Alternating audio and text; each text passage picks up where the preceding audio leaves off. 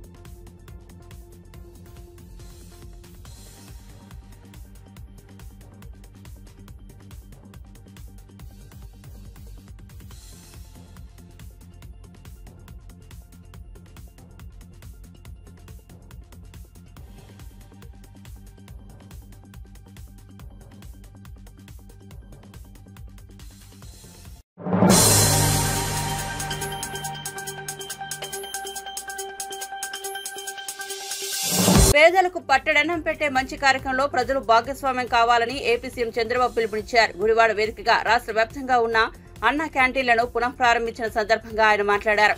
ప్రజలు అన్న క్యాంటీన్లకు డిజిటల్ విరాళాలు ఇవ్వొచ్చని చంద్రబాబు చెప్పారు. విరాళాలు అందజేసేందుకు ఏర్పాటు చేసిన బ్యాంకు ఖాతా నెంబర్ను ఆయన వెల్లడించారు. జీరో పావర్టీ, ఏ గ్రామంలో కూడా పేదవాళ్లు లేని గ్రామాన్ని తయారు చేసుకోవడం మీ బాధ్యత. రాష్ట్రంలో పూర్తిగా పేదరికాన్ని నిర్మూలించి జీరో పావర్టీతో ముందుకు పోవడం నా బాధ్యతగా నేను తీసుకున్నా, సవాలుగా తీసుకున్నానని చెప్పి కూడా నేను మీకు తెలియజేస్తున్నా.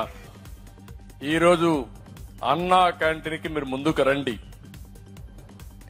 ఇదొక స్ఫూర్తిగా తీసుకోండి. చాలా మంది వస్తున్నారు.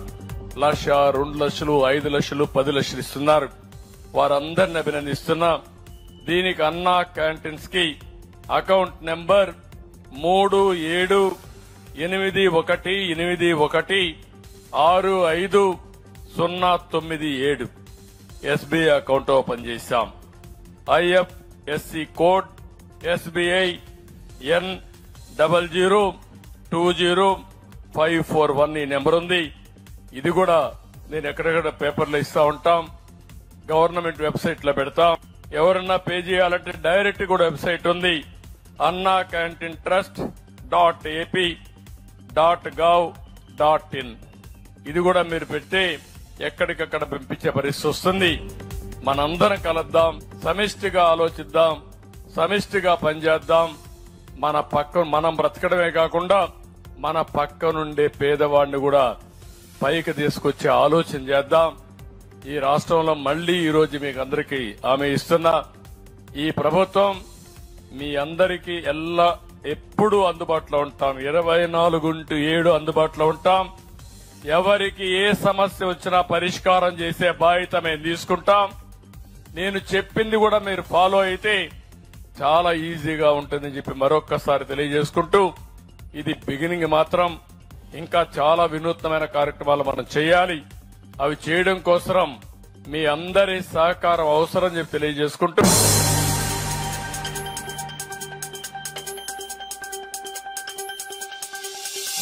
అన్నా క్యాంటీన్ కు ₹1,00,00,000 విరాళం ఇచ్చిన నారా భువనేశ్వరిని ఆమె భర్త సీఎం చంద్రబాబు సత్కరించారు. గుడివాడలో అన్నా క్యాంటీన్ ను ప్రారంభించిన అనంతరం ఆయన మాట్లాడారు.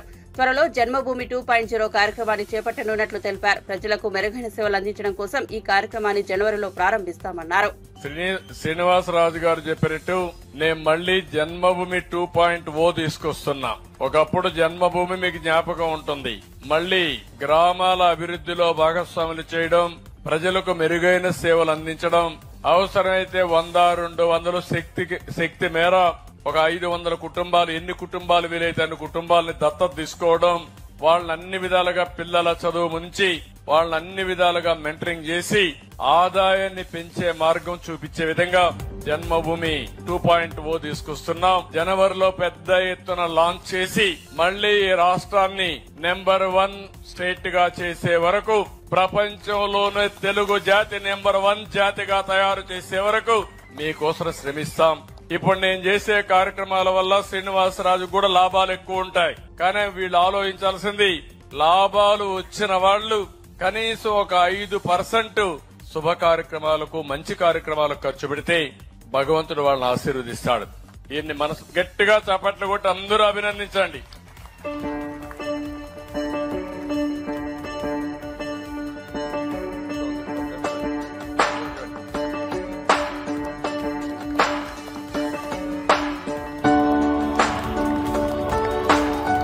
ఒక్కసారి గట్టిగా కడతాడేనండి.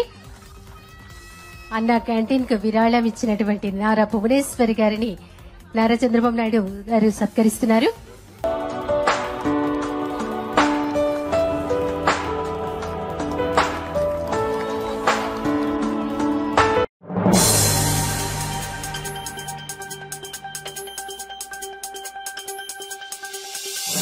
ఇచ్చిన హామీని అనుసరించి రైతులకు రుణమాఫీ అమలు చేశామని ముఖ్యమంత్రి రేవంత్ రెడ్డి స్పష్టం చేశారు. రుణమాఫీపై సవాల్ విసిరిన హరీష్ రావు రాజీనామా చేయాలని రేవంత్ డిమాండ్ చేశారు. హరీష్ రావు రాజీనామా చేయకపోతే అమరుల స్తూపం వద్ద ముక్కు నేలకు రాయాలంటూ సీఎం విమర్శించారు. ఖమ్మం జిల్లా వైరాలు ఏర్పాటు చేసిన 3వ విడత రైతు రుణమాఫీ విడుదల సందర్భంగా ఏర్పాటు చేసిన బహిరంగ సభలో మంత్రులతో కలిసి సీఎం రేవంత్ రెడ్డి పాల్గొన్నారు.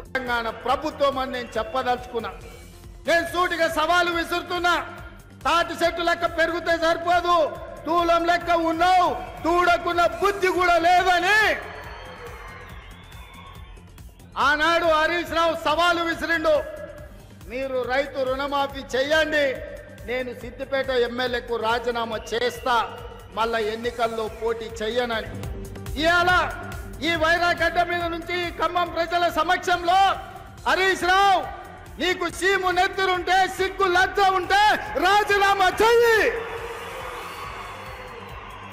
నువ్వు కూడా నీ మామలకనే సిగ్గు లేను అని అయితే ఏట్ల దుంకి సావు అని చెప్పి నేను ఈ సందర్భంగా చెప్పదలుచుకున్నా. ఆయననే నేనన్నా, హరీష్ రావు సిద్ధంగా ఉండు, సిద్దిపేటకు పట్టిన శని పీడ చీడ విరగడవుతుంది. 15 ఆగస్టు లోపల 2 లక్షల వరకు రుణమాఫీ చేసి తీరుతామని మాట ఇచ్చిన. ఇవాళ 15 ఆగస్టు నాడు మళ్ళీ అదే ఖమ్మం గడ్డ మీద నుంచి ఇవాళ సవాలు విసురుతున్న హరీష్ రావు, నీలో చీము నెత్తురుంటే, నీకు ఏమాత్రమైనా సిగ్గు శరం ఉంటే రాజీనామా చెయ్యి. నువ్వు ఎట్లాగూ రాజీనామా చెయ్యవు, నీది సిగ్గులేని జాతి.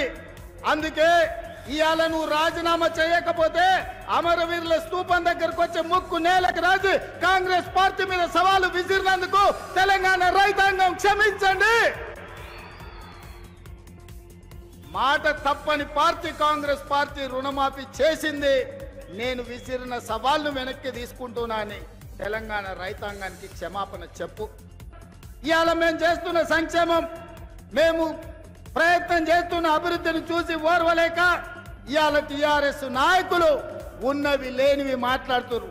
నేను అడుగుతున్న కేటీఆర్ను, ఇవాళ ఆయన మాట్లాడుతుండు కాంగ్రెస్ పార్టీ మోసం చేసిందని. ఓరి సన్నాసి, అసెంబ్లీ ఎన్నికల్లో 39 సీట్లు ఇస్తే పార్లమెంటుకు వచ్చే వరకల్లా గుండు 0 ఇచ్చిండ్రు. 7 ఇట్లలో డిపాజిట్ పోయింది, 17 ఇట్లలో ఓడిపోయిండ్రు. ఇంకా మీ బుద్ధి మారలేదా?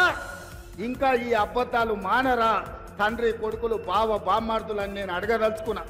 నిజంగానే మీ మాటలు నమ్మితే తెలంగాణ సమాజం మిమ్మల్ని మనుషులుగా చూస్తే మీకు ఒక్క సీట్ అయినా ఇచ్చటోళ్ళు కదా. మీ పార్టీ పుట్టినప్పటి నుంచి ఇవాళ వరకు ఎప్పుడు లేనంత హీనంగా దీనంగా దివాలా తీసి ఇవాళ బీఆర్ఎస్ పార్టీ బతుకు బస్టాండ్ అయింది. బంజారా హిల్స్ బస్టాండ్ లో అడక్క తినే పరిస్థితి ఇవాళ బీఆర్ఎస్ పార్టీకి వచ్చింది. అయినా సిగ్గు లేకుండా ప్రజల్ని నిందించుకుంటూ ప్రజలే తప్పు చేసిండ్రు అన్నట్టుగా ఇవాళ ప్రజలనే ఇవాళ దోషులుగా నిలబెట్టే ప్రయత్నం ఇవాళ బీఆర్ఎస్ నాయకులు చేస్తూ, లేకపోతే సంక్షేమ పథకాలైనా మా పార్టీ తరఫున పట్టి గారు ఉత్తమ్ గారు వస్తారు, హరీష్ కేసీఆర్ ఎవడెవడు వస్తాడో, లేకపోతే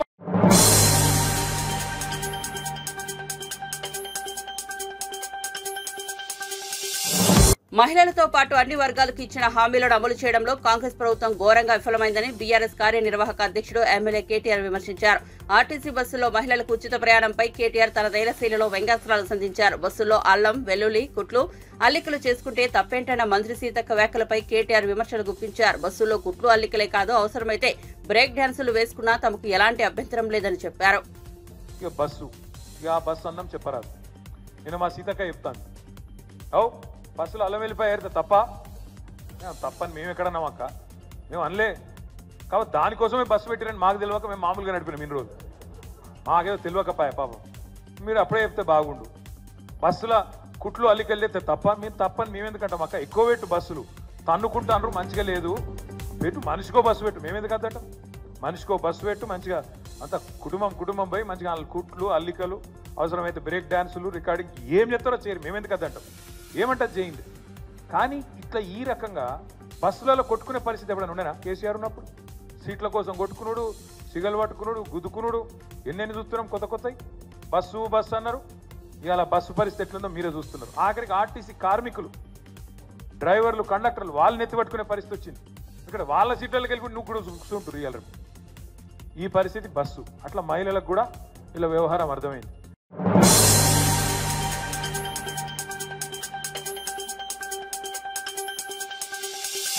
తెలంగాణ మహిళలపై అభ్యంతరకర వ్యాఖ్యలు చేసిన బీఆర్ఎస్ ఎమ్మెల్యే కేటీఆర్ బేషరతుగా మహిళా సమాజానికి క్షమాపణ చెప్పాలని మంత్రి సీతక్క డిమాండ్ చేశారు. ఆర్టీసీ బస్సులో మహిళలు బ్రేక్ డాన్సులు చేసుకోవచ్చంటూ కేటీఆర్ అత్యంతహీనంగా మాట్లాడారని సీతక్క ఆవేదన వ్యక్తం చేశారు. కేటీఆర్ కు తన తండ్రి నేర్పించిన సంస్కారం ఇదేనా అని సీతక్క ప్రశ్నించారు.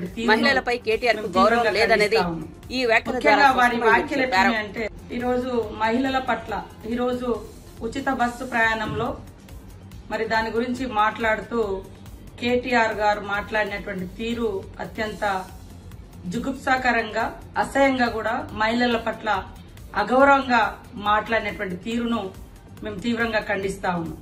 ముఖ్యంగా వారి వ్యాఖ్యలు ఎట్లున్నాయంటే గుమ్మడికాయ దొంగలంటే భుజాలు బిసుకున్నట్టుగా ఉంది.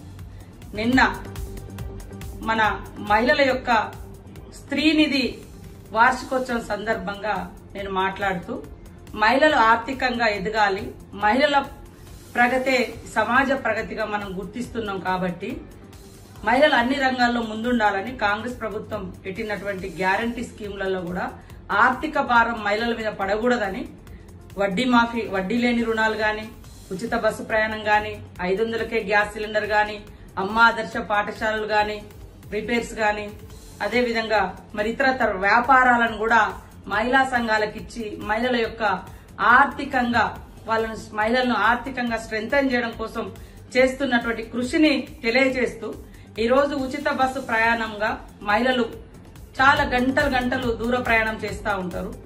ఈ ప్రయాణం ద్వారా వారిని కొంతమంది హాస్యాస్పదంగా మాట్లాడుతున్నారు.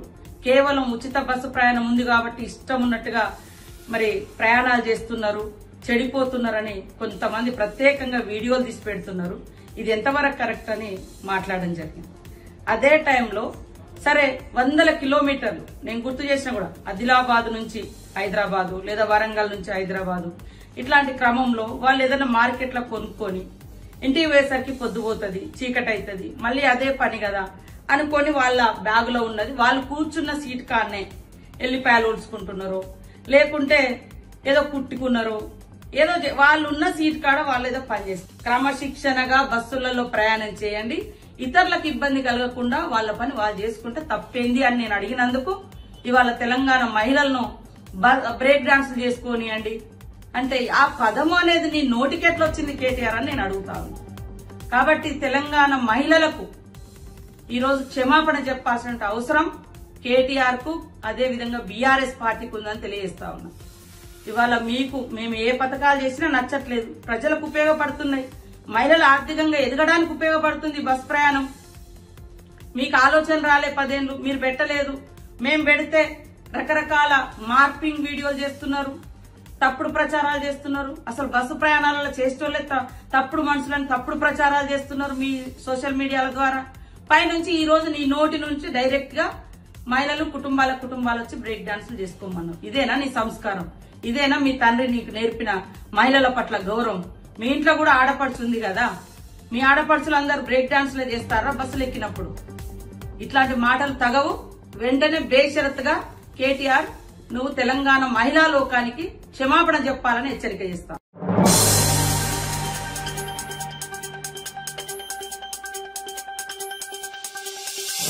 దక్షిణ కైలాసంగా విరచిల్లుతున్న శ్రీకాళహస్తి ఆలయానికి సూపర్ స్టార్ మహేష్ బాబు కుటుంబ సభ్యులు ఇచ్చేశారు. వీరికి ముందుగా స్థానిక ఎమ్మెల్యే బొజ్జల సుధీరెడ్డి సత్యమణి రిషితారెడ్డి దక్షిణ గోపురం వద్ద ఆలయ మర్యాదలతో స్వాగతం పలికారు. అనంతరం ఆలయంలోని స్వామి అమ్మవార్లను మహేష్ బాబు సతీమణి నమ్రత పిల్లలు ప్రత్యేకంగా దర్శించుకున్నారు. అనంతరం ఆలయంలోని మృత్యుంజయ స్వామి సన్నిధి వద్ద హీరో మహేష్ బాబు కుటుంబ సభ్యులను వేద పండితులచే వేద ఆశీర్వచనం అలాగే స్వామి అమ్మవార్ల తీర్థ ప్రసాదాలను అందజేశారు. స్థానిక ఎమ్మెల్యే సతీమణి రిషితారెడ్డి, ఆలయ యువ మూర్తి, టీడీపీ మహిళా నేతలు, ఆలయ సిబ్బంది పాల్గొన్నారు.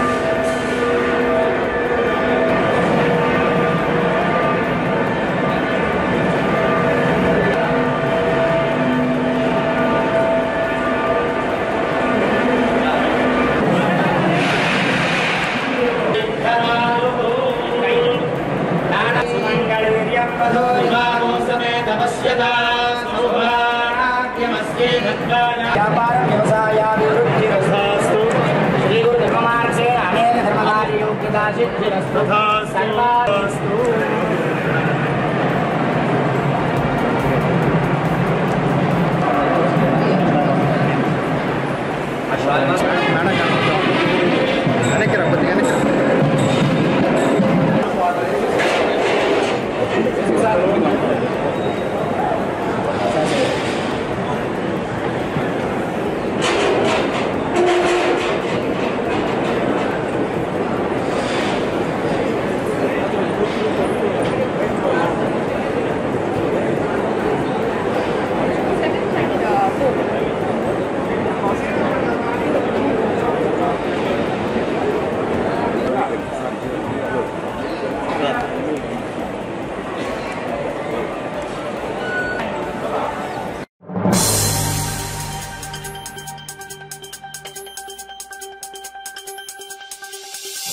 హైదరాబాద్ నగర వ్యాప్తంగా గురువారం సాయంత్రం భారీ వర్షం కురిసింది. రహదారిపై వర్షం నీరు చేరడంతో వాహనదారులు ప్రయాణికులు ఇబ్బంది పడ్డారు. సెలవు రోజు కావడంతో సాయంత్రం ఇంటి నుంచి బయటకు వచ్చిన నగరవాసులు తడిసి ముద్దయ్యారు. భారీ వర్షం కారణంగా ప్రజలు అప్రమత్తంగా ఉండాలని అధికారులు హెచ్చరికలు జారీ చేశారు.